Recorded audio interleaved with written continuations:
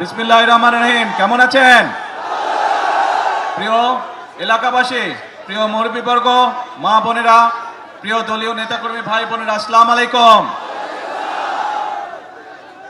যতটুকু আমার মনে পড়ে, আমি আসার পরে চিন্তা করছিলাম, পরে দেখলাম সুমন সাহেব আর ইয়াসিন সাহেব ওনাদের বক্তব্যে কথাটা বললেন। সুমন সাহেব বললেন যে এই মাঠে 2001 সালের নির্বাচনের সময় আমি এসেছিলাম। সেদিন বোধহয় পুরো বরুড়াতে 8 থেকে 10টি জনসভা করেছিলাম এবং শেষ জনসভাটি খুব সম্ভবত আমি এই মাঠে করেছিলাম। সেটি ছিল সন্ধ্যার পরে, তাই না? সন্ধ্যার পরে ছিল বোধহয়, মধ্যে রাত্রি 11টায় ছিল সেই জনসভাটি। সেই জনসভা শেষ করে পরে আমি ঢাকা ফেরত গিয়েছিলাম। তো এখন কথা হচ্ছে, আসার সময় তো আপনাদের দাবি টাবি শুনলাম, আপনারা যে দাবিগুলা করছেন শুনলাম।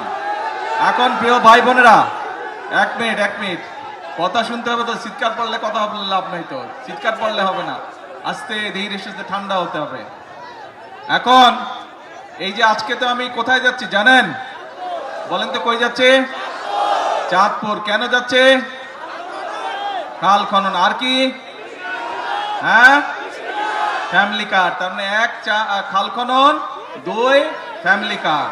আচ্ছা ভাই কোন তো, এই খাল খননের কথা কবে বলছি আমরা যে খাল খনন করব? নির্বাচনের আগে। ফ্যামিলি কার্ড মাদের হাতে সারা বাংলাদেশে 4 কোটি পরিবার আছে এবং প্রত্যেক পরিবারের হাতে ধীরে ধীরে আমরা ফ্যামিলি কার্ড পৌঁছবো। এই কথাটি কবে বলছিলাম? আচ্ছা, কবে? নির্বাচনের আগে। আরো তো আছে, কৃষক কার্ডের কথা বলছিলাম, মনে আছে? কৃষক কার্ড কি দেওয়ার কাজ শুরু করেছে? কবে বলছিলাম? নির্বাচনের আগে।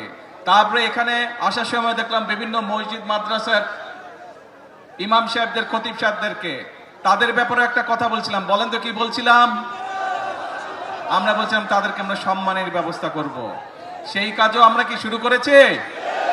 সেই কাজও আমরা শুরু করেছি। বাংলাদেশে প্রায় 7,000 মসজিদ বলেন, মাদ্রাসা বলেন বা বিভিন্ন অন্য ধর্মের যেগুলো প্রতিষ্ঠান আছে, সেখানে যারা ধর্মীয় গুরু আছেন তাদেরকে আমরা রাষ্ট্রের পক্ষ থেকে সম্মানের ব্যবস্থা করেছি। তার মানে দাঁড়ালো কি, যেই কয়টা বললাম, আমরা দেশের মানুষকে বলেছিলাম খাল খনন করব, আপনারাই বললেন কাজ শুরু করেছি। দেশের মানুষকে আমরা বলেছিলাম আমরা মা বোনদের হাতে ফ্যামিলি কার্ড পৌঁছে দেব, সেটাও তো শুরু হয়েছে নাকি? আচ্ছা, দেশের মানুষকে আমরা বলেছিলাম আমরা কৃষক ভাইদের হাতে কৃষক কার্ড দিব, সেই কাজ শুরু হয়েছে? এখনো পুরোপুরি শুরু হয়নি, অল্প করে শুরু করতে হয় প্রথমে, কিন্তু শুরু তো হয়েছে নাকি? আচ্ছা, তারপরে দেশের মানুষকে বলেছিলাম যে ইমাম সাহেব সহ যারা আছে তাদেরকে আমরা সম্মানের ব্যবস্থা করবো, শুরু হয়েছে?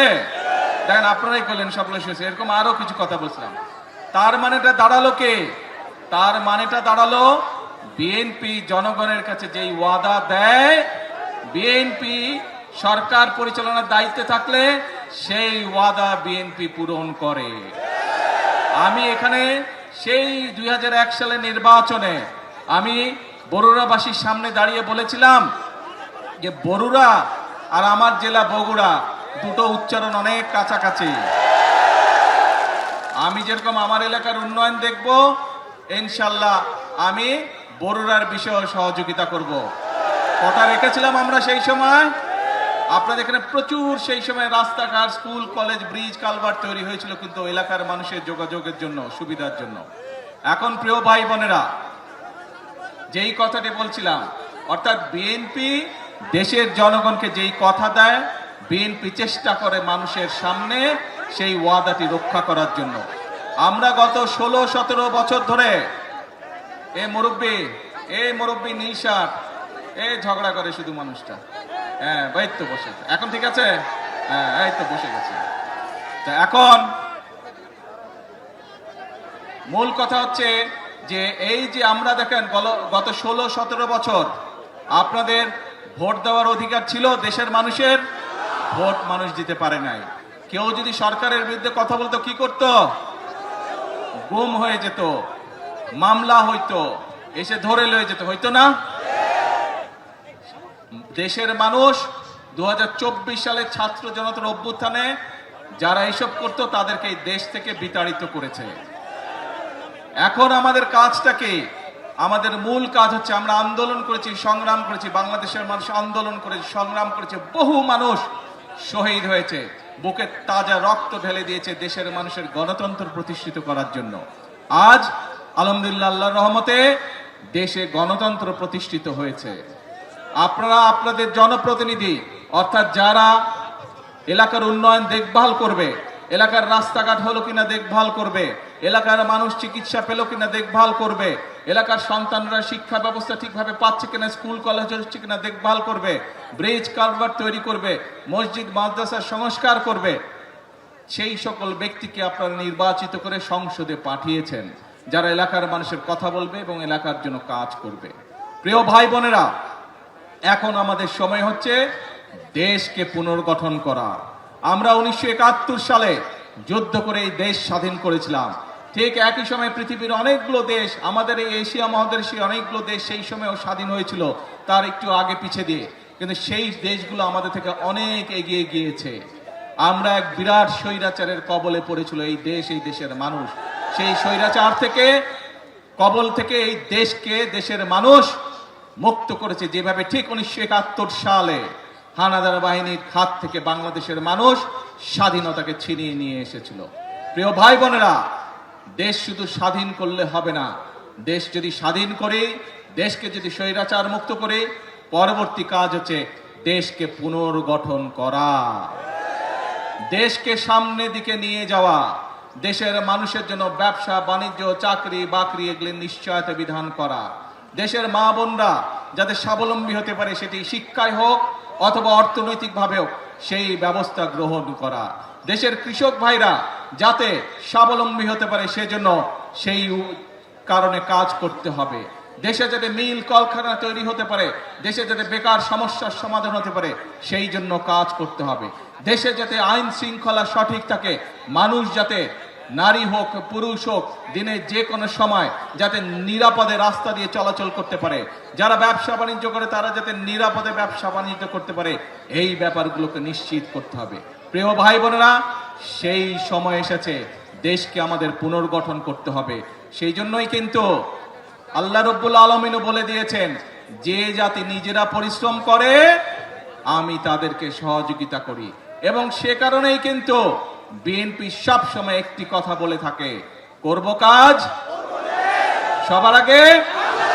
এই জন্যই আমরা এই কথাটি বলি। প্রিয় ভাই বোনেরা, যে কথাটি দিয়ে শুরু করেছিলাম, এখন হচ্ছে আমাদের দেশ পুনর্গঠনের পালা। কিন্তু দেশ পুনর্গঠন আমরা একা, সরকার একা পারবে না। এই আপনারা কারা? বাংলাদেশের কি হন আপনারা? আমার সামনে যে হাজার হাজার মানুষ কি হন? বাংলাদেশের, বাংলাদেশের নাগরিক। এই দেশটা কাদের? অর্থাৎ বাংলাদেশের মানুষের, জনগণের। জনগণ হচ্ছে এই দেশের মালিক। প্রিয় ভাই বোনেরা, সেজন্যই মালিক যখন নিজে দায়িত্ব নিয়ে তার দেশের দেখভাল করে, তখনই দেশ সামনের দিকে এগিয়ে যায়। এবং মালিক আজ দায়িত্ব দিয়েছে বিএনপি নামক একটি রাজনৈতিক দলকে বিগত 12 তারিখের নির্বাচনের মাধ্যমে। কারণ আমরা আমাদের যে সকল পরিকল্পনা বাংলাদেশের মানুষের সামনে নির্বাচনের আগে উপস্থাপন করেছিলাম, দেশের মানুষ 12 তারিখের নির্বাচনে সেই ম্যানিফেস্টোকে, সেই পরিকল্পনাকে সমর্থন দিয়েছে এবং বিএনপিকে সরকার গঠনের সুযোগ দিয়েছে। প্রিয় ভাই বোনেরা, এবং সেজন্যই আপনাদের কাছে যে সকল ওয়াদা আমরা দিয়েছিলাম, সেই ওয়াদাগুলো পর্যায়ক্রমিকভাবে আমরা বাস্তবায়নের কাজ শুরু করেছি। কারণ এই যে আপনারা যে দেশের মালিক জনগণ, জনগণের সমর্থন বিএনপির সাথে আছে। যে জনগণ দেশের মালিক, সেই জনগণের সহযোগিতা বিএনপির সাথে আছে। যেই জনগণ দেশের মালিক, সেই জনগণের আস্থা এবং বিশ্বাস বিএনপির উপরে আছে। এবং সে কারণেই প্রথমেই যেই কথাটা বলেছি, বিএনপি অতীতেও যতবার দেশের মানুষের সেবা করার সুযোগ পেয়েছে, দেশের মানুষকে যে সকল ওয়াদা করেছিল, বিএনপি তার সর্বশক্তি দিয়ে চেষ্টা করেছে সেই সকল ওয়াদা পূরণ করার জন্য। ইনশাআল্লাহ বিগত 12 তারিখের নির্বাচনের আগে আমরা যে সকল ওয়াদা দিয়েছি, পর্যায়ক্রমিকভাবে আমরা একটি একটি করে পর্যায়ক্রমিকভাবে সেই ওয়াদাও পূরণ করব। এখন প্রিয় ভাই বোনেরা, আসার সময় আমি দেখলাম সবাই স্লোগান দিচ্ছে, কি চাই? কুমিল্লা বিভাগ। ঠিক আছে,